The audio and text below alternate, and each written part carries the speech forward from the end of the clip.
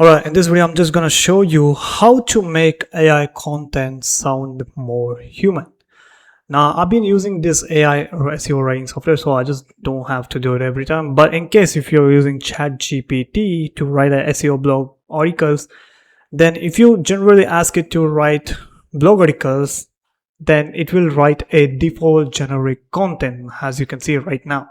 But if you add this one single prompt, so which is the article should be personalized, first person perspective, add experience, use simple local English language words, make it conversational but formal, describe the scenarios sounding naturally throughout the article, then it goes on creating an entirely brand new humanized AI content. Now this prompt doesn't guarantee you 100% because sometimes AI hallucinates.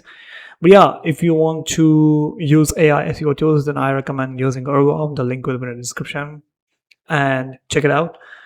So it has every single thing. It even has the blog automation where you can run a campaign and just leave it. It auto publishes to the WordPress, etc. But yeah, this is how you make AI content sound human.